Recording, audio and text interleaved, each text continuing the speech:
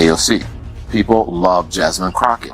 People love Eric Swalwell and the like. And I think that the Democratic Party should put the people out there who the people want. They should put the politicians out there who the people want, who they're asking for, who are meeting the moment with the same energy that they're not asking for AOC. Yes, they are. The people you party with No. The people I party with don't like AOC. Oh, please. No, they don't at all. Well, most people don't. But she's AOC, very far left. Let me tell you why I'm saying that.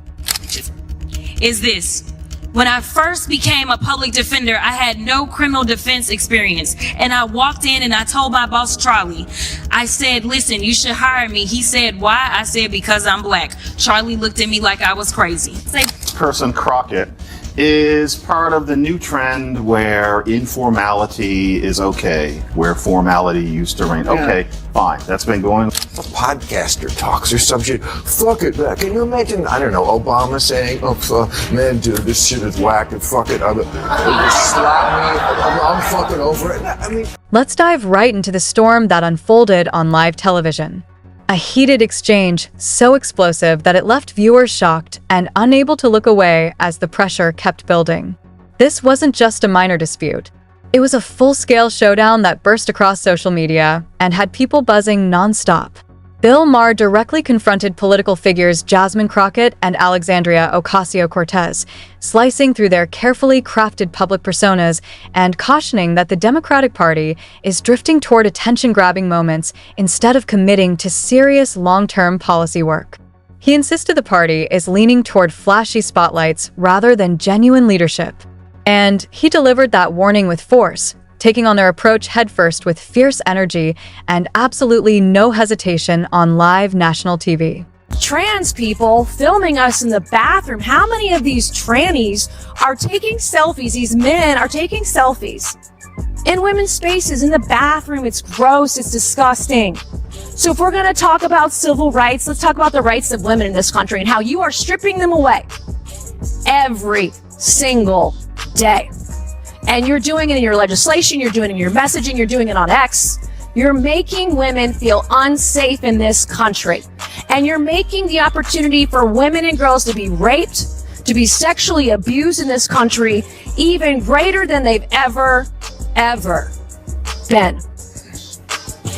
So don't come over here with your attitude and talk to me about rights when you're trying to take my rights as a woman, a rape survivor, away. Thank you, Ms. And then came the twist that immediately pulled everyone in, because Maher didn't walk in unprepared.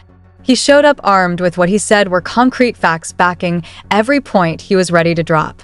He accused these major political figures of chasing constant attention instead of delivering real legislative results, escalating the entire exchange in one moment that sent a jolt through the room.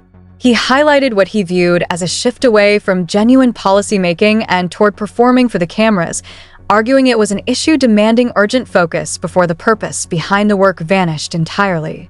And when Crockett and AOC shot back with sharp replies of their own, the tension snapped across the screen like live electricity, each word charged enough to set off an even greater clash as the debate grew hotter and more intense.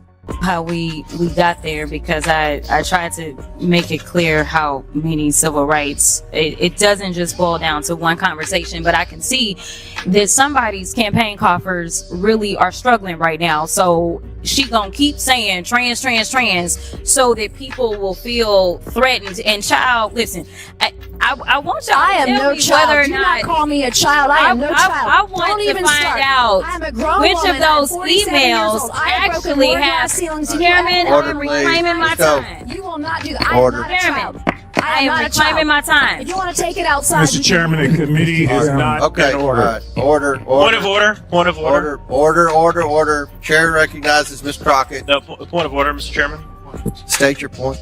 Is it allowed in the rules for a member to incite violence against another member? I mean, she wants to take it outside with.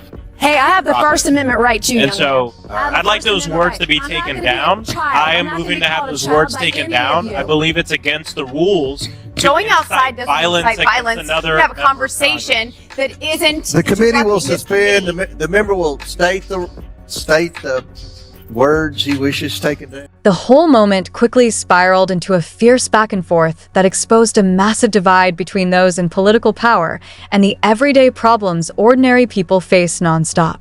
The intensity of the exchange made it clear this wasn't any casual disagreement.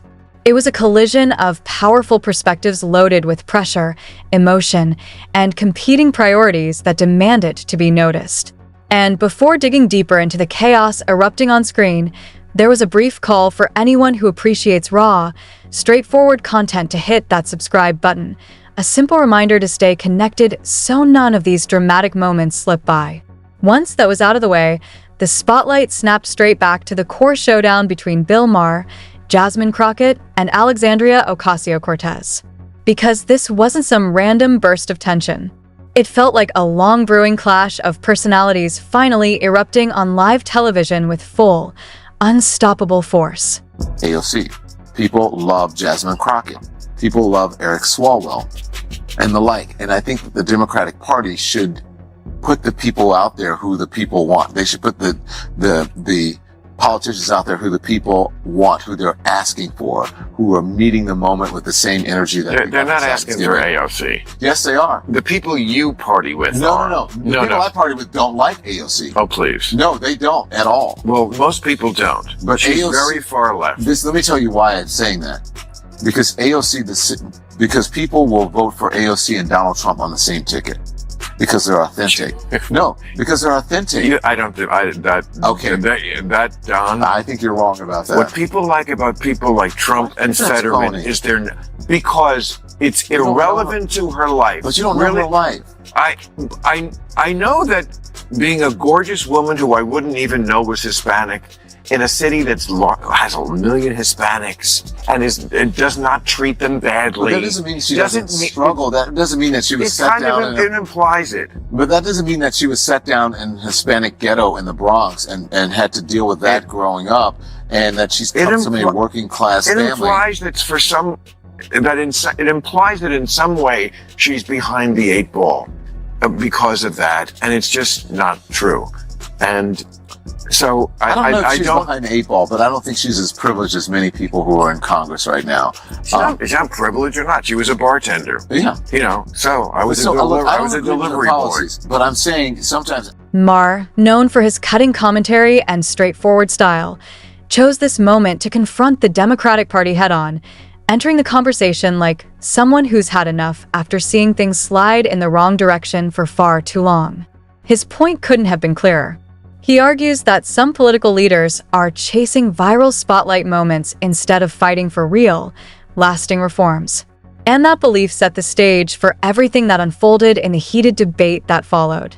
On one side was Maher, demanding real substance instead of showy presentation, and on the other were Crockett and AOC, whom he saw as leaning more towards spotlight-powered tactics than the kind of deep, policy-driven work that creates lasting change.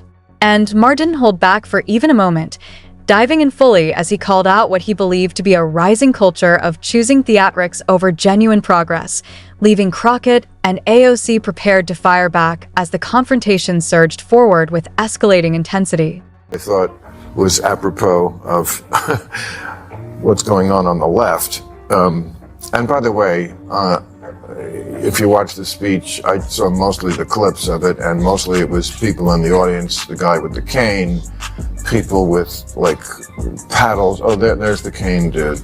And then there's, okay, here's our pussy hat uniform. And these, looks like you're at a auction signs. I mean, it was, John Fetterman called it a sad cavalcade of self-owns and unhinged petulance. I love him. I thought he should run last week. The Democrats seem so lost. And here's Jasmine Crockett, who is, I thought, a big leader in the Democratic Party. Her quote is, "This is a terrible nightmare. Somebody slap me and wake me the fuck up because I'm ready to get on with it."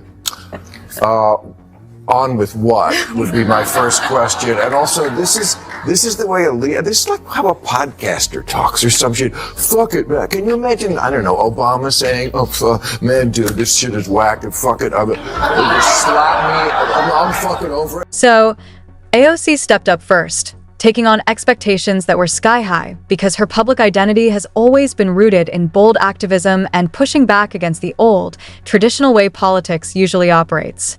Everyone was watching to see how she would answer. And the moment felt thick with pressure as she prepared to defend her approach in front of millions paying close attention. But Maher's criticism forced her into a position where she needed to explain her strategy with even greater force, prompting her to deliver a strong and passionate defense of her methods, highlighting how her approach resonates powerfully with younger voters who crave a more modern and high-energy form of political engagement. Her voice carried urgency and conviction as she made it clear that she stood firmly by her style and wouldn't let anyone dismiss it without acknowledging the real impact it has on the people she works tirelessly to reach. Right now is that if we continue down this road, then we will not have a rule of law, because we have people that are currently serving and they're saying things like, ignore the judge's order. What it means to have law and order in this country is that you follow the order and you go through the appeals process, even if you dislike what the judge did. Thank you. And I'm going to note that when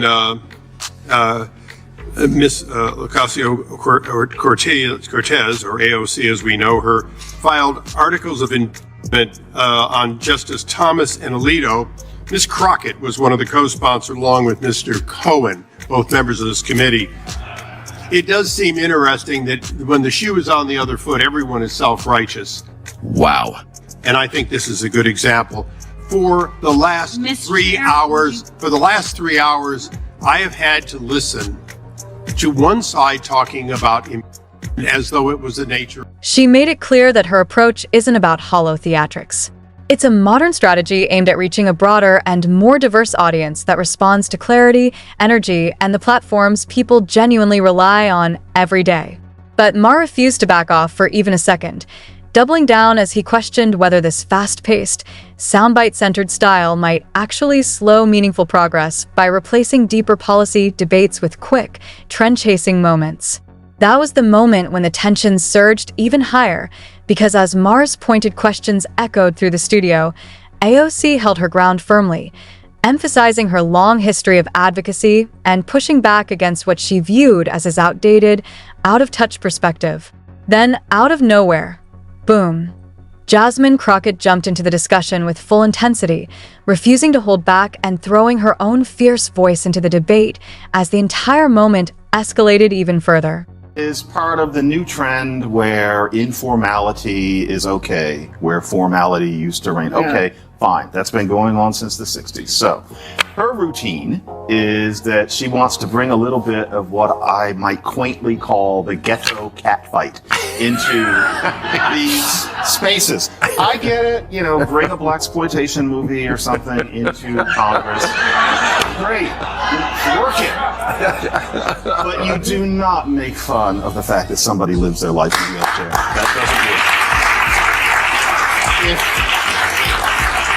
If she thinks that being black and fabulous gives her a pass on that, then she's got a really unfortunate sense of what black is. Well, what do you think, Ricky? Amid all the chaos, Crockett fired back strongly, arguing that Maher's critique completely missed the bigger picture. She insisted her approach isn't about seeking attention for its own sake, but about meeting the way information circulates in today's digital world. She highlighted that leveraging platforms like TikTok and Instagram doesn't dilute the message, it actually reinforces it by reaching people where they already spend their time. Still, Maher remained unconvinced, insisting that without solid substance behind these viral moments, the attention becomes nothing more than fleeting publicity, fading quickly and leaving minimal lasting impact.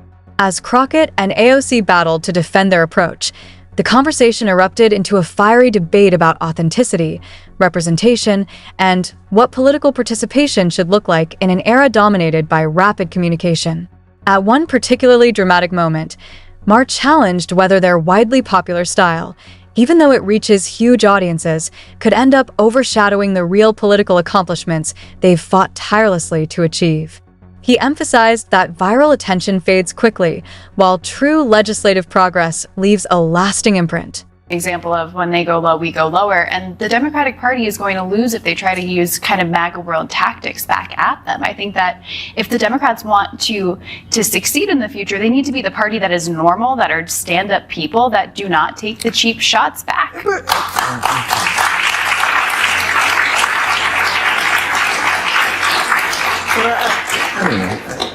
I'm not that upset about it. I'm really not. You know why? Because I'm a big fan of Family Guy.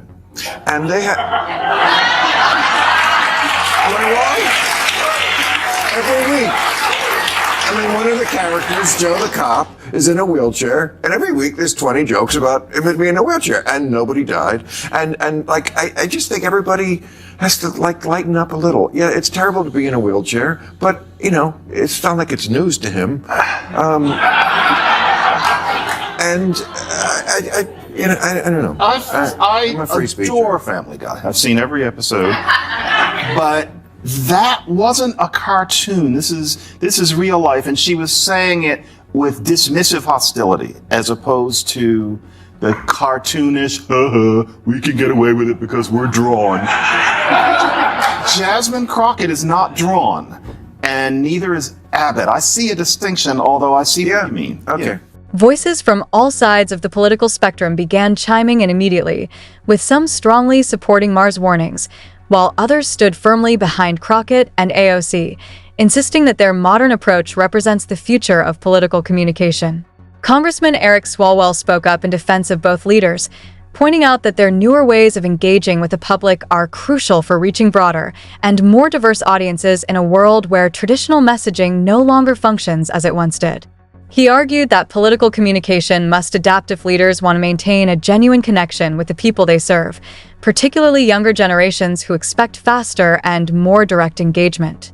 What played out was a striking portrait of a party at a crossroads, torn between the allure of high energy, modern engagement, and the crucial reminder that substantive policy work must remain at the heart of its efforts. This debate shows no signs of fading. If anything, the tension feels even more intense than at the start, prompting the question of whether Democrats can strike a true balance between style and substance or risk letting modern engagement eclipse their core purpose.